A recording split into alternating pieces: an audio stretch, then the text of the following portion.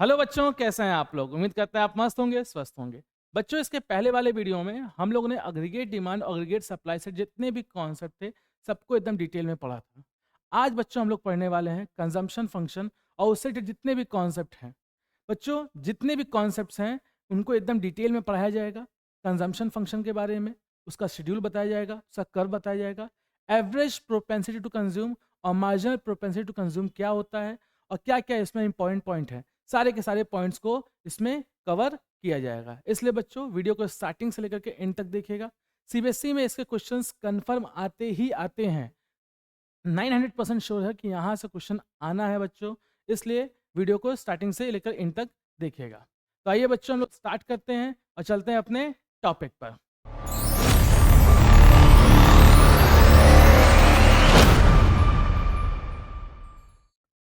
तो आइए बच्चों लोग स्टार्ट करते हैं।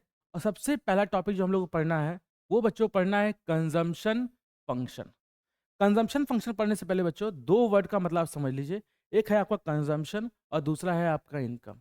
कंजम्पशन क्या होता है बच्चों और इनकम क्या होता है, पहले ये समझेंगे, तभी जा करके आप जो है कंजम्पशन फंक्शन के बारे में समझ पाएंगे। तो इनकम क्या होता है बच्चों? इनकम मतलब वो पैसा जो हम खुद कमा रहे हैं, जो हम अर्न कर रहे हैं। और कंजम्पशन मतलब बच्चों इनकम का वो पोर्शन जो कि आप खुद के यूज़ के लिए खर्चा कर रहे हैं, खुद पे खर्चा कर रहे हैं।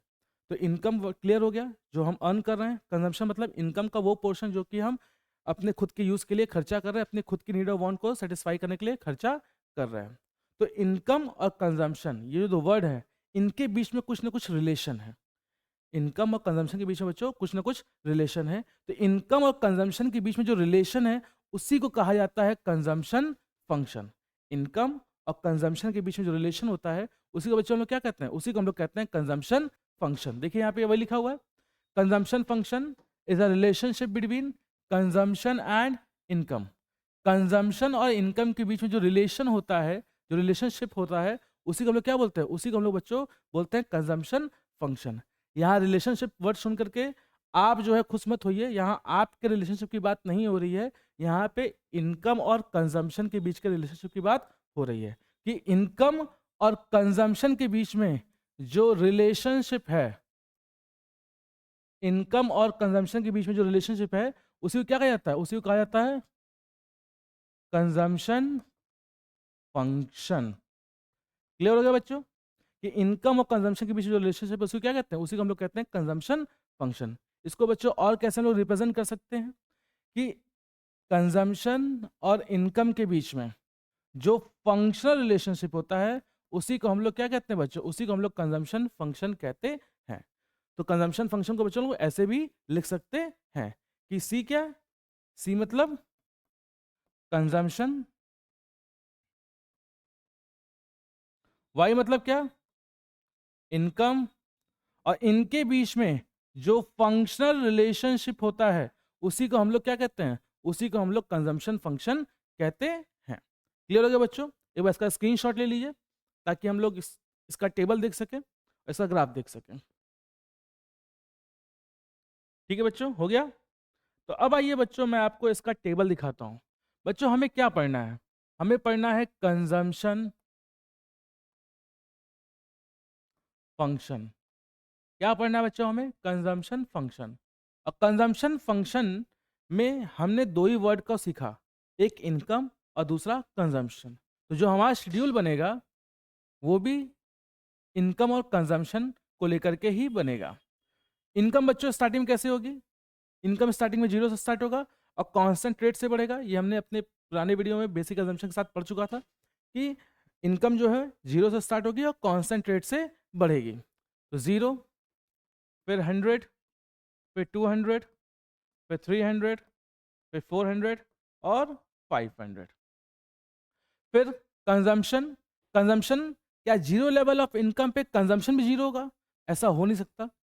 कंजम्पशन कभी जीरो हो नहीं सकता। क्यों नहीं सकता? क्योंकि ऑब्वियस सी बात है कि जीने के लिए कुछ ना कुछ तो आदमी कंज्यूम करेगा। भले वो कुछ ना कमा रहा हो लेकिन फिर भी वो कुछ ना कुछ कंज्यूम करेगा। तो कंजम्पशन कभी जीरो नहीं हो सकता। इसलिए बच्चों हम लोग ने इसको कहाँ से स्टार्ट किया है? 40 से स्टार्ट किया है। जीरो लेवल ऑफ इनकम पे जो कंजम्पशन होता है उसको क्या कहा जाता है बच्चों? उसको ऑटोनॉमस कंजम्पशन कहा जाता है। क्या कहा जाता है? Autonomous consumption. तो कंजम्पशन बच्चों 0 से नहीं स्टार्ट होगा, लेकिन कांस्टेंट रेट से बढ़ेगा। स्टार्ट 40 से हो गया ना, अब इसके बाद कांस्टेंट रेट से बढ़ेगा। ये भी हमारा बेसिक असम्पशन हम लोग पहले वाले वीडियो में पढ़ चुके हैं। तो कितना बढ़ाते हैं, इनकम अगर 100 से बढ़ा है तो कंजम्पशन बच्चों आइए हम लोग 80 से बढ़ाते हैं। कितना हो जाएगा, 120, 200, 280, 360 और 440। ये बच्चों हमारा इनकम हो गया, ठीक है, जो कि कांस्टेंट रेट से बढ़ रहा है। ये बच्चों हमारा कंजम्पशन हो गया, जो कि कांस्टेंट रेट से बढ़ रहा है, ठीक है। अब आइए इसका ग्राफ देखते हैं। इसका ग्राफ कैसे बनेगा।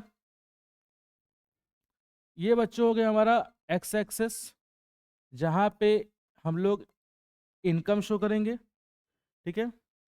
ये हो गया बच्चों हमारा वाई एक्सेस, जहाँ पे हम लोग कंजम्पशन कर्व शो करेंगे। ये हो गया हमारा ओरिजिन।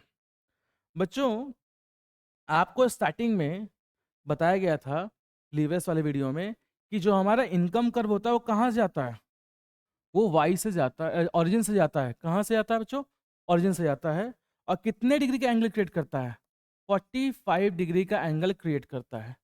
क्यों सर 45 डिग्री का एंगल क्रिएट करता है, बच्चों ये 90 डिग्री है और इसके बीचों बीच से एकदम जाएगा इनकम लाइन, तो कितने डिग्री का एंगल क्रिएट करेगा, 45 डिग्री का एंगल क्रिएट करेगा। सर एकदम बीचों बीच से क्यों जा रहा है, जब कोई चीज़ें बच्चों 0 से स्टार्ट हो और कांस्टेंट रेट से बढ़े तो वो एकदम ओरिजिन से स्टार्ट होगा और एकदम बीचों बीच लाइन से जाता है। 0 से स्टार्ट हो रहा है और कांस्टेंट रेट से बढ़ा है, इसलिए वो ओरिजिन से स्टार्ट होगा, एकदम बीचों बीच लाइन से जाएगा। तो कितने डिग्री का एंगल क्रिएट होगा, 45 डिग्री का एंगल क्रिएट होगा।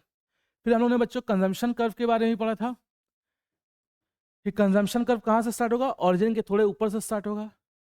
क्यों ओरिजिन के थोड़े से ऊपर से स्टार्ट होगा, क्योंकि बच्चों कंजम्पशन कभी 0 नहीं हो सकता। यहाँ पे आप देख सकते हैं कि हमारी इनकम भले ही 0 है, इनकम भले ही 0 से स्टार्ट हुआ, ओरिजिन से स्टार्ट हुआ, लेकिन कंजम्पशन 0 नहीं हो सकता कभी, ठीक है। तो कंजम्पशन यहाँ कहाँ से स्टार्ट करेंगे, ओरिजिन के थोड़े ऊपर से स्टार्ट करेंगे। तो ये बच्चों हमारा कंजम्पशन कर्व हो गया। इनकम कर्व कैसा है बच्चों, अपवर्ड स्लोपिंग स्ट्रेट लाइन है। कंजम्पशन कर्व कैसा है, वो भी अपवर्ड स्लोपिंग स्ट्रेट लाइन है। इतना हो गया, इतना क्लियर हो गया। अब आइए इस ग्राफ को स्टडी करते हैं कि ये ग्राफ बताना क्या चाह रहा है। मैं थोड़ा सा पेन का कलर चेंज कर लूं। यहाँ पे देखिए बच्चों, ये ग्राफ देख रहे हैं, ये पोर्शन, इस पोर्शन पे देखिए, इस पोर्शन पे कंजम्पशन ज्यादा है और इनकम कम है। ये जो पोर्शन आप देख रहे हैं, ये पोर्शन, इस पोर्शन में देखिए ये इनकम है, तो इनकम ज़्यादा है, सॉरी ये कंजम्पशन है, कंजम्पशन बच्चों ऊपर है, कंजम्पशन ज़्यादा है, और ये इनकम है, इनकम कम है। कंजम्पशन ज़्यादा है, इनकम कम है। तो यहाँ पे भी देखिए बच्चों, स्टार्टिंग में ये दोनों पॉइंट, इस दोनों पॉइंट पे भी क्या है, कंजम्पशन ज़्यादा है और इनकम कम है। तो बच्चों जब कंजम्पशन ज़्यादा होता है और इनकम कम होती है, उस टाइम पे क्या होता है, उस टाइम पे इसको बच्चों हम लोग कहेंगे डिस सेविंग। इसको क्या कहेंगे, डिस सेविंग। जब कंजम्पशन ज़्यादा हो और इनकम कम हो तो उस टाइम पे क्या होता है बच्चों, डिस सेविंग होता है। तो इस पोर्शन को हम लोग क्या कहेंगे, उस पोर्शन को हम लोग डिस सेविंग कहेंगे, ठीक है। यहाँ पे देखिए बच्चों, ये पूरे पोर्शन को देखिए, जिसको मैं ग्रीन पेन से मार्क कर रहा हूँ।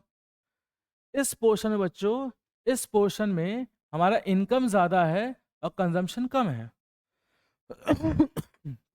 थोड़ा तबीयत सही नहीं है बच्चों, फिर भी मैं कोशिश कर रहा हूँ पढ़ाने की। इस पोर्शन पे हमारा इनकम ज़्यादा है और कंजम्पशन क्या है, कम है।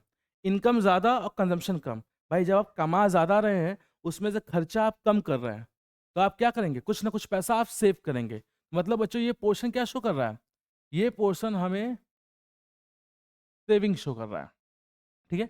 ये पोर्शन बच्चों क्या शो कर रहा है, ये पोर्शन डिस सेविंग शो कर रहा है। ये पोर्शन क्या शो कर रहा है, ये पोर्शन बच्चों हमें सेविंग शो कर रहा है।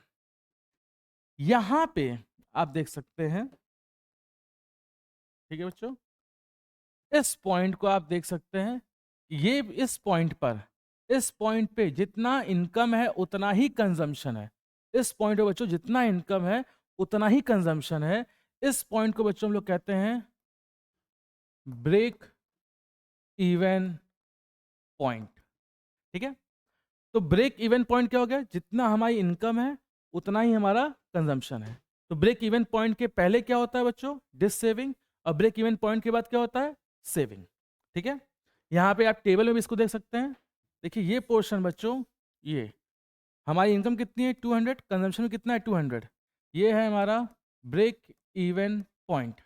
और इसके पहले बच्चों क्या है, इसके पहले हमारा डिस सेविंग है। कैसे डिस सेविंग है, यहाँ पे डिस सेविंग है। कैसे डिस सेविंग है बच्चों, इस पोर्शन पे हमारी इनकम क्या है, हमारी इनकम कम है, हमारा कंजम्पशन क्या है, ज़्यादा है। इनकम कम है, कंजम्पशन ज़्यादा है। जब इनकम कम है, कंजम्पशन ज़्यादा है, तो ये क्या शो करेगा बच्चों, ये डिस सेविंग शो करेगा।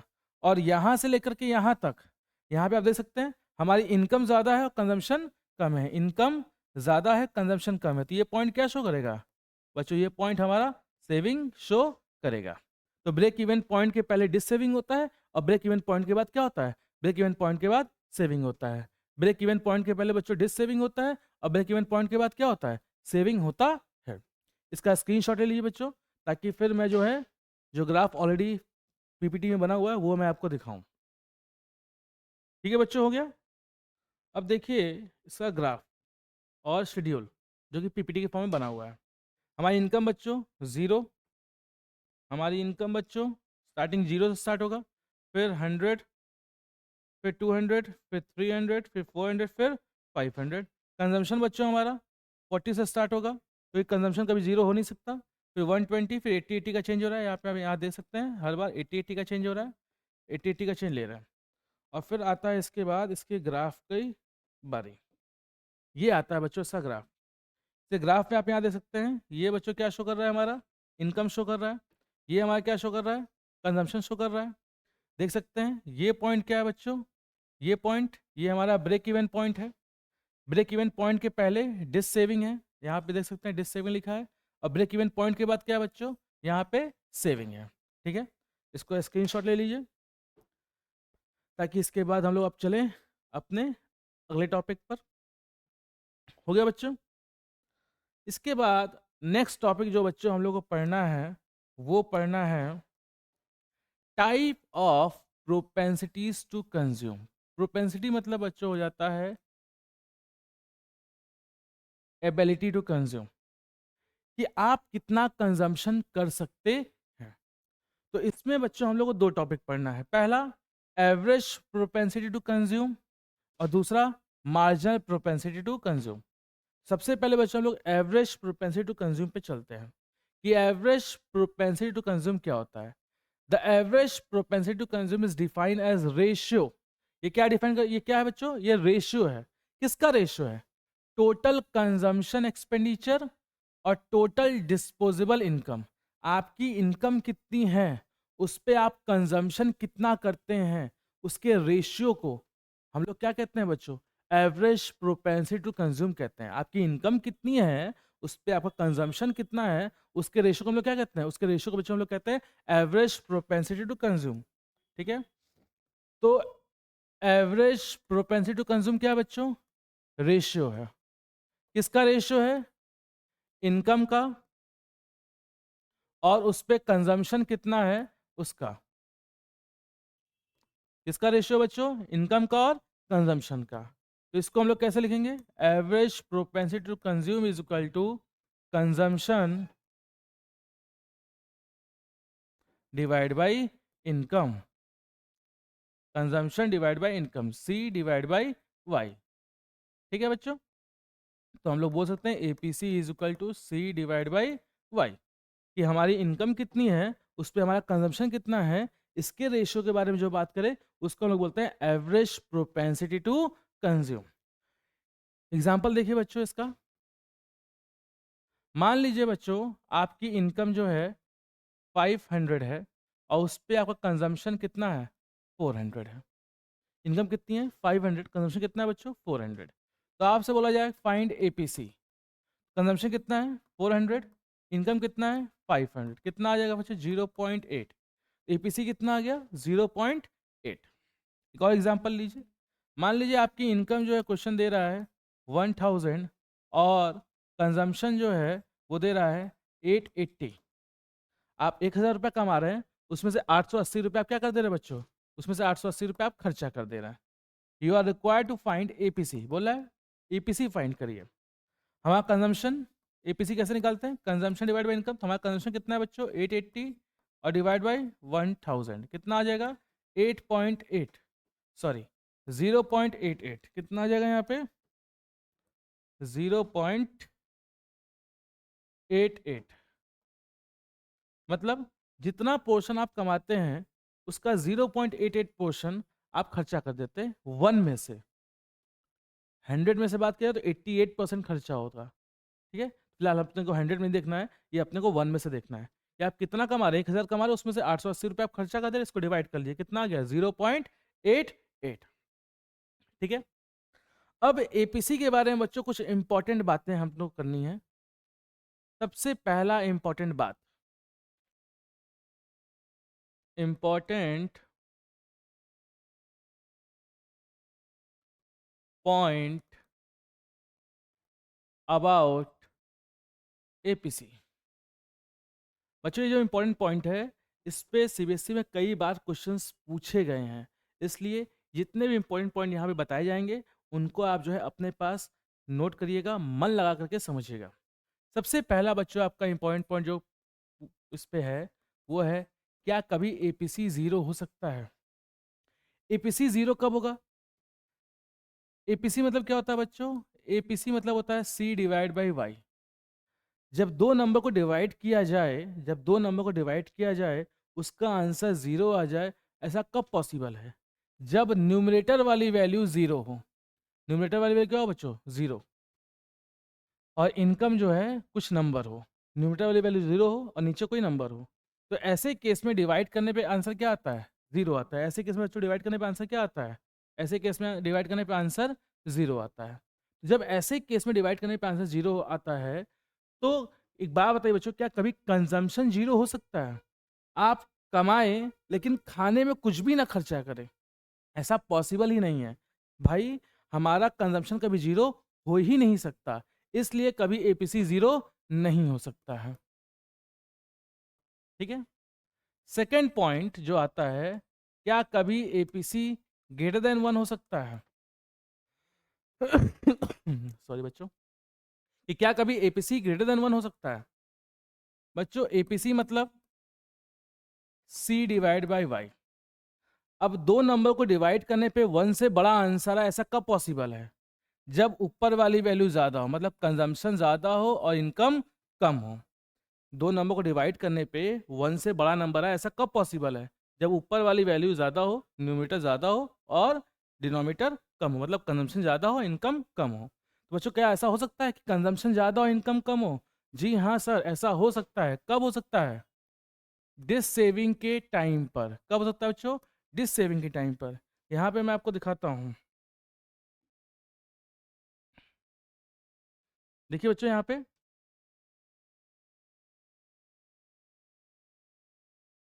यहाँ बच्चों देखिए, यहाँ पे आप देख सकते हैं कि यहाँ पे हमारी इनकम क्या है? कम है, और हमारा कंजम्पशन क्या है? ज़्यादा है। इस पॉइंट पे कंजम्पशन ज़्यादा, इनकम कम है, तो ये क्या शो करता है? ये डिस सेविंग शो करता है। तो जब डिस सेविंग होगा, जब डिस सेविंग होगा, तो उस टाइम पर, जब डिस सेविंग होगा बच्चों, उस टाइम पर APC can be greater than 1। Third case जो आता है कि क्या कभी एपीसी जो है इक्वल टू 1 हो सकता है? इक्वल टू 1 मतलब बच्चों, equal to 1, APC is equal to C divide by Y. Equal to 1 मतलब जब दो नंबर को डिवाइड करने पर आंसर 1 आ जाए, तो उसको हम लोग क्या बोलते हैं? Equal to 1। दो नंबर डिवाइड करने पे इक्वल टू 1 कब आएंगे? जब न्यूमरेटर वाली वैल्यू और डिनोमिनेटर वाली वैल्यू दोनों क्या हो? दोनों सेम हो। न्यूमरेटर वाली वैल्यू और डिनोमिनेटर वाली वैल्यू दोनों क्या हो बच्चों? दोनों सेम हो। क्या कभी ऐसा पॉसिबल है कि जितना कंजम्पशन है उतना ही इनकम है? जितना हमारा कंजम्पशन है उतना ही हमारा इनकम है? तो जी हाँ बच्चों, बिल्कुल ऐसा पॉसिबल है। ब्रेक इवन पॉइंट पर। कौन से? ब्रेक इवन पॉइंट पर। यहाँ पे आप बच्चों इसको देख सकते हैं कि ब्रेक इवन पॉइंट पर कब? यहाँ पे देखिए, हमारी इनकम कितनी है बच्चों? 200। हमारा कंजम्पशन कितना है? 200। इसको हम लोग क्या बोलते हैं? इसको हम लोग बोलते हैं ब्रेक इवन पॉइंट। तो ब्रेक इवन पॉइंट पर जब आप 200 डिवाइड बाई 200 करेंगे, तो आपका आंसर क्या आएगा? इक्वल टू 1 आएगा। तो जी हाँ, हमारा जो एपीसी है वो इक्वल टू 1 हो सकता है। कब हो सकता है? ब्रेक इवन पॉइंट पर, जिस टाइम पर income is equal to consumption होता है। तीसरा पॉइंट, सॉरी तीसरा हो गया। चौथा, क्या कभी एपीसी जो है वो ग्रेटर देन 1 हम लोग पढ़ चुके हैं, या कभी एपीसी लेस देन 1 हो सकता है? क्या कभी एपीसी लेस देन 1 हो सकता है? तो बच्चों एपीसी लेस देन 1 होने का मतलब क्या हो गया कि एपीसी मतलब होता है सी डिवाइड बाई वाई। और कोई भी दो नंबर को डिवाइड करने पर आंसर 1 से कम आए, ऐसा कब पॉसिबल है? ऐसा बच्चों तब पॉसिबल है जब ऊपर वाली वैल्यू ज़्यादा हो, सॉरी ऊपर वाली वैल्यू कम हो, न्यूमरेटर वाली वैल्यू कम हो और डिनोमिनेटर वाली वैल्यू क्या हो? ज़्यादा हो। मतलब कंजम्पशन और इनकम में कंजम्पशन कम हो और इनकम ज़्यादा हो, न्यूमरेटर कम हो और डिनोमिनेटर ज़्यादा हो, तो तब जा कर के ऐसे क्वेश्चन को डिवाइड करने में जो आपका आंसर आएगा वो 1 से कम आएगा। ठीक है। तो कब ऐसा होता है बच्चों? जब हम लोग सेविंग स्टार्ट करते हैं। क्या स्टार्ट करते हैं बच्चों? सेविंग। तो जब हम लोग सेविंग करते हैं उस टाइम पर हमारा क्या होता है बच्चों? हमारा कंजम्पशन कम होता है और इनकम ज़्यादा होता है। तो उस टाइम पर एपीसी जो है इक्वल टू 1 आ सकता है। तो क्या कभी एपीसी जो है इक्वल टू 0 हो सकता है बच्चों? कभी नहीं, एपीसी कभी इक्वल टू 0 नहीं हो सकता। क्या कभी एपीसी ग्रेटर देन 1 हो सकता है? जी हाँ सर, जब कंजम्पशन ज़्यादा होता है और इनकम कम होता है, जब डिस सेविंग होता है, उस टाइम पर एपीसी ग्रेटर देन 1 हो सकता है। क्या कभी एपीसी इक्वल टू 1 हो सकता है? जी हाँ सर, जब हमारी इनकम और कंजम्पशन इक्वल हो उस टाइम पर एपीसी इक्वल टू 1 हो सकता है। क्या कभी एपीसी लेस देन 1 हो सकता है? जी हाँ। कब? जब कंजम्पशन और इनकम में, कंजम्पशन और इनकम में क्या ज़्यादा हो बच्चों? इनकम ज़्यादा हो, कंजम्पशन कम हो। जिस टाइम पे हम लोग सेविंग करते हैं उस टाइम पे एपीसी इक्वल टू 1 हो सकता है। ठीक है बच्चों, इसका स्क्रीनशॉट ले लीजिए। ठीक है बच्चों, हो गया। अब आइए इसका हम लोग जो है यहाँ पीपीटी देखते हैं। देखिए इसमें क्या लिखा हुआ है। इसमें लिखा हुआ है, देखिए बच्चों, APC can be more than 1। APC क्या हो सकता है बच्चों? 1 से ज़्यादा हो सकता है। कब हो सकता है भाई एपीसी हमारा 1 से ज़्यादा? जब हम लोग क्या करते हैं? जब हम लोग डिस सेविंग करते हैं। APC can be equal to 1 कब? ब्रेक इवन पॉइंट पे APC can be equal to 1। APC can be less than 1 कब बच्चों? जब हम लोग सेविंग करते हैं उस टाइम पर। APC can never be zero. जी हाँ, ये बात सही है कि एपीसी कभी जीरो नहीं हो सकता। APC fall with increase in income. आपकी बच्चों इनकम बढ़ेगी तो एपीसी कम होता जाएगा। अगर आपकी इनकम बढ़ेगी तो आपकी एपीसी क्या होती जाएगी? कम होती जाएगी। इसको यहाँ पे देखिए, ये बच्चों हमारा इनकम है, ये हमारा कंजम्पशन है, दोनों को हम डिवाइड कर रहे हैं। इनकम 100 है, कंजम्पशन कितना है? 120। डिवाइड के कितना आ गया? एपीसी 1.2। इनकम बढ़ गई, इनकम 100 से कितना हो गया? इनकम 100 से 200 हो गया। फिर 200 डिवाइड बाई 200 कितना हो गया? 1। देखिए एपीसी फॉल कर गया। फिर इनकम 300 और कंजम्पशन 280 डिवाइड किए, देखिए कितना आ गया? 0.933। एपीसी और कम हो गया। फिर इनकम बढ़ गई 400, तो कंजम्पशन कितना था? 360।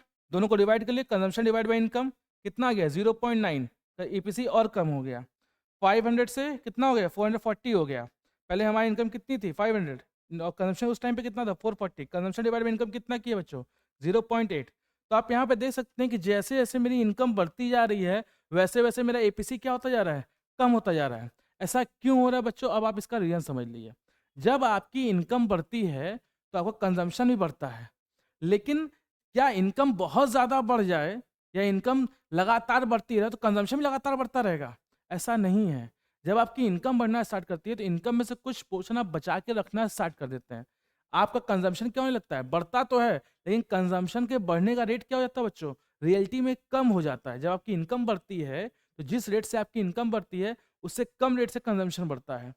तो कंजम्पशन जो बढ़ता है, ठीक है, कम रेट से बढ़ता है वो, और धीमे धीमे इनकम के बढ़ने के साथ उसका रेट बढ़ने का और भी कम हो जाता है। आप प्रैक्टिकली सोचिए, आप 1000 रुपया कमा रहे हैं तो आप उसमें से 8000 रुपया क्या कर रहे हैं? खाने पीने में खर्चा कर रहे हैं। फिर आप 20000 कमाए तो उसमें से आप जो है 16000 रुपया खर्चा किए। अब आप 1 लाख रुपया कमा रहे हैं, ठीक है, तो क्या आप 80,000 रुपया खर्चा कर देंगे खाने पीने में? ये कितना खाएंगे पिएंगे, कितना यूज करेंगे, कितनी सामान खरीदेंगे? फिर आप 5 लाख कमाएंगे तो 5 लाख का 80% कितना हो गया? 4 लाख। 4 लाख रुपया आप खाने पीने और अपने कंजम्पशन में खर्चा कर देंगे? ऐसा नहीं है बच्चों जब हमारी इनकम बढ़ती रहती है, नो डाउट हमारा कंजम्पशन बढ़ता है, लेकिन कंजम्पशन के बढ़ने का रेट क्या होता है? धीमे धीमे धीमे धीमे कम होता रहता है। तो जब कंजम्पशन के बढ़ने का रेट कम होता रहता है, मतलब कंजम्पशन भी कम होता रहता है, तो दोनों को डिवाइड करने पे नंबर भी क्या मिलता रहेगा? नंबर भी हमें धीमे धीमे धीमे धीमे कम मिलता रहेगा। इसलिए बोला गया कि APC fall with increasing income. आपकी इनकम बढ़ेगी तो आपका एपीसी क्या होता जाएगा बच्चों?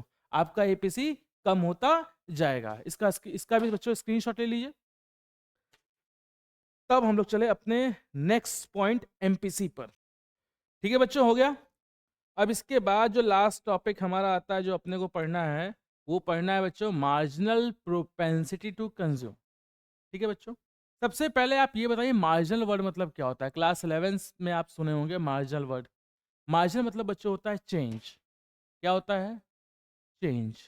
मतलब इसको आसान भाषा में कहा जाए तो क्या कह सकते हैं हम लोग? Change in propensity to consume. Change in propensity to consume, कि हमारे कंजम्पशन में कितना चेंज हुआ। अगर हम इसके बारे में बात करें तो उसको हम लोग क्या बोलते हैं बच्चों? उसको हम लोग बोलते हैं एमपीसी। क्या बोलते हैं बच्चों हम लोग? एमपीसी। एमपीसी मतलब हमारे कंजम्पशन में कितना चेंज हुआ। Change in propensity to consume. अब भाई डेफिनेशन देखिए क्या बोल रहा है। It refers to ratio of change in consumption expenditure. मैंने पहले ही बोला change in propensity to consume मतलब कि हमारे कंजम्पशन में कितना चेंज हुआ, किसके वजह से? Change in total income. Income के चेंज होने की वजह से आपके कंजम्पशन में कितना चेंज हुआ। अगर इसका रेशियो हम लोग निकालते हैं तो उसको बच्चों लोग बोलते हैं marginal propensity to consume, MPC. आपका कंजम्पशन कितना चेंज हुआ और आपका इनकम कितना चेंज हुआ, इसके रेशियो को हम लोग क्या बोलते हैं? Marginal propensity to consume. तो इनकम बढ़ा तो कंजम्पशन भी बढ़ा। इनकम कितना बढ़ा और कंजम्पशन कितना बढ़ा, अगर इसका रेशियो निकाले तो उसको हम लोग क्या बोलते हैं? Marginal propensity to consume. तो इनकम में चेंज होने की वजह से कंजम्पशन में कितना चेंज हुआ, इसके रेशियो को हम लोग क्या बोलते हैं बच्चों? इसके रेशियो को हम लोग बोलते हैं marginal propensity to consume. Clear हो गया? अब आइए इसका टेबल हम लोग बना करके देखते हैं और एमपीसी निकाल के मैं आपको दिखाता हूँ। अपना वही पुराना टेबल। सबसे पहले इनकम, फिर कंजम्पशन। इनकम बच्चों वही 0, 100, 200, 300, 400, 500।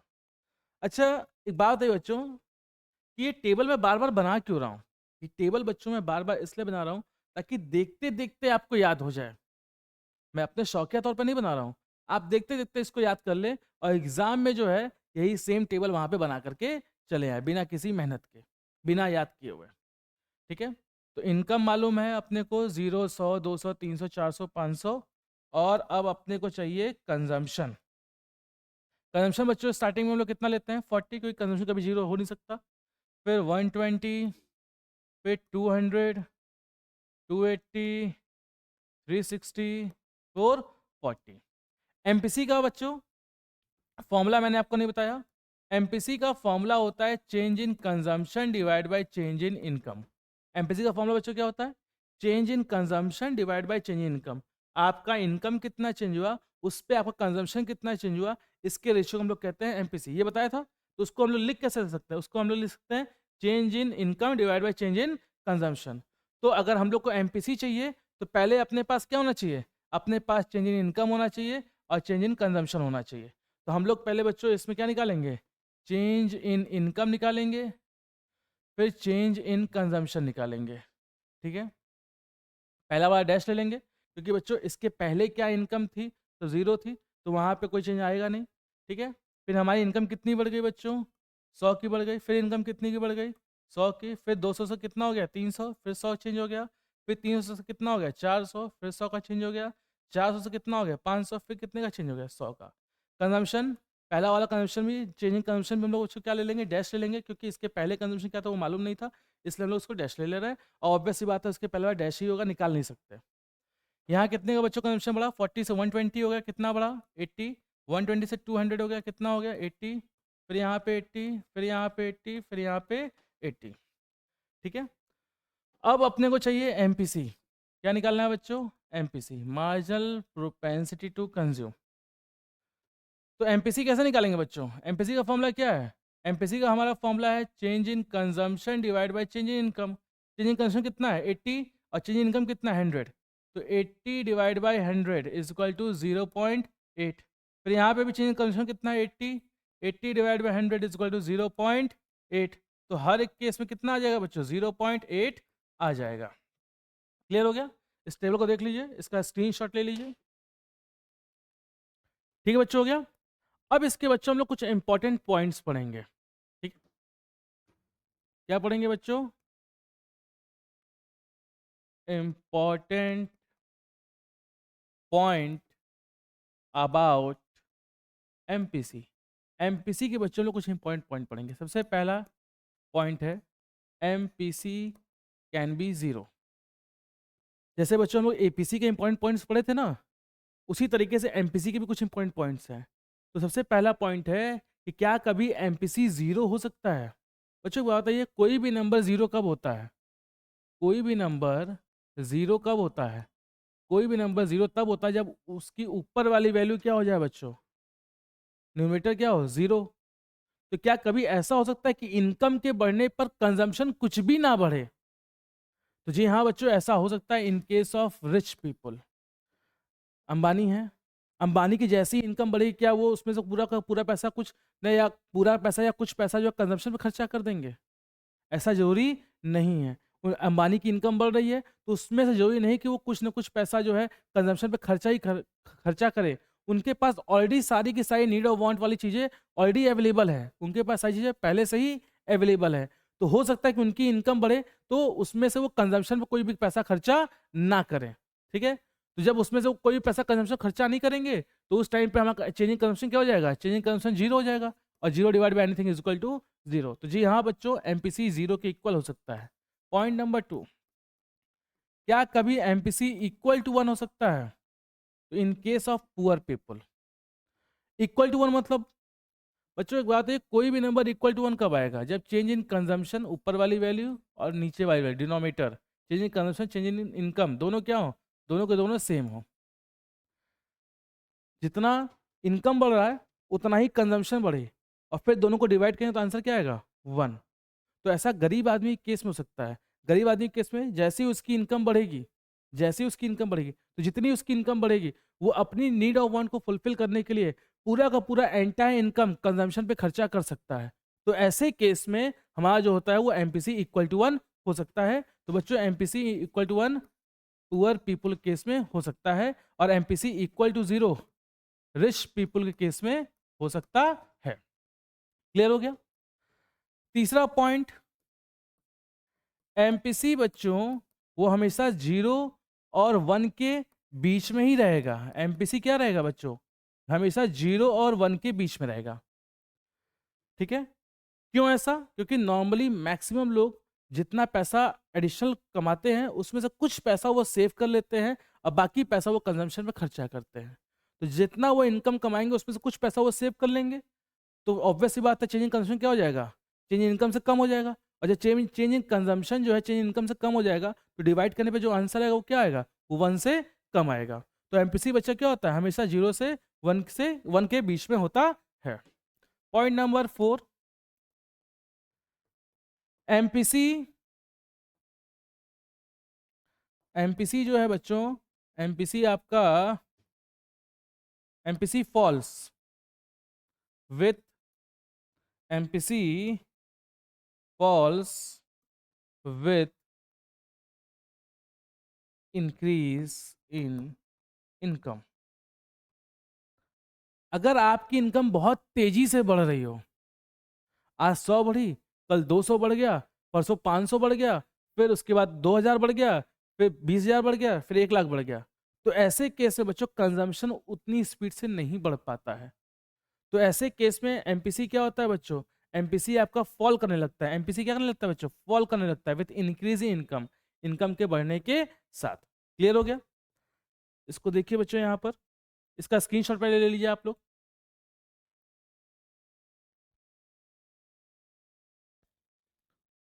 हो गया बच्चों, इसका स्क्रीनशॉट ले लिया। अब इसको आप लोग यहाँ पे देखिए, यहाँ पे चेंज इन कंजम्पशन निकाला हुआ है बच्चों, जैसे हम लोग निकाले थे अभी। फिर यहाँ पे चेंज इनकम निकाला है, फिर MPC change in consumption divide by change in income, change in consumption divide by change in income. यहाँ पे देखिए क्या लिखा हुआ है? Value of MPC varies between 0 and 1। MPC की वैल्यू क्या होती है बच्चों? हमेशा 0 से 1 के बीच में होती है। MPC of poor is more than of rich. Poor people का जो एमपीसी होता है बच्चों, वो रिच पीपल से ज्यादा होता है। गरीब आदमी की एमपीसी, गरीब आदमी का जो एमपीसी होगा बच्चों, क्या होगा? वो ज्यादा होगा अमीर आदमी से। जो पुअर पीपल होते हैं उनकी एमपीसी क्या होगी? ज्यादा होगी अमीर आदमी से। क्यों ऐसा हो सकता है? अगर आप बच्चों रियलिटी में जाएं, रियलिटी में अगर आप चेक करें, तो जब गरीब आदमी की इनकम बढ़ती है तो उसका पूरा का पूरा इनकम क्या होता है? कंजम्पशन पे खर्चा होता है। लेकिन वहीं पर जब आप अमीर आदमी की इनकम बढ़ते हुए देखते हैं, तो वो पूरा का पूरा पैसा कंजम्पशन पे खर्चा नहीं करता, उसमें से कुछ पोर्शन वो सेव करने लगता है। तो ऑब्वियस सी बात है कि जब पुअर पीपल के केस में वो अपना पूरा पैसा कंजम्पशन पे खर्चा कर रहा है, तो उसकी एमपीसी ज़्यादा होगी। और अमीर आदमी क्या कर रहा है? जितनी उसकी इनकम बढ़ी है उसमें से कुछ पैसा वो कंजम्पशन में खर्चा कर रहा है, बाकी पैसा सेव कर ले रहा है, तो उसकी एमपीसी कम होगी। इसलिए पुअर पीपल की एमपीसी क्या होगी? ज़्यादा होगी, और रिच पीपल की एमपीसी कम होगी। MPC fall with successive increase in income. अगर आपकी इनकम बहुत तेजी से बढ़ रही हो, 100 फिर 500 फिर 1000 2000, जो अभी मैं बात बता रहा था, तो ऐसे केस में एमपीसी का बढ़ने का रेट क्या हो जाता है? कम हो जाता है। क्योंकि जिस स्पीड से, जिस हिसाब से आपका इनकम बढ़ रहा है, कंजम्पशन उस हिसाब से या उस स्पीड से नहीं बढ़ेगा। तो ऐसे केस में एमपीसी क्या होगा बच्चों? आपका एमपीसी धीमे धीमे बढ़ता है, या बढ़ने का रेट क्या हो जाता है? कम हो जाता है, फॉल करने लगता है। कोई दिक्कत इसमें? तो आज की वीडियो के लिए बच्चों बस इतना ही। अब नेक्स्ट पार्ट में जो है मैं आपको सेविंग फंक्शन और इन्वेस्टमेंट फंक्शन पढ़ाऊंगा, और डिटेल में सारी चीज़ें उसके बारे में भी समझाऊंगा। ठीक है बच्चों, आज के लिए इतना ही। जय हिंद, जय भारत।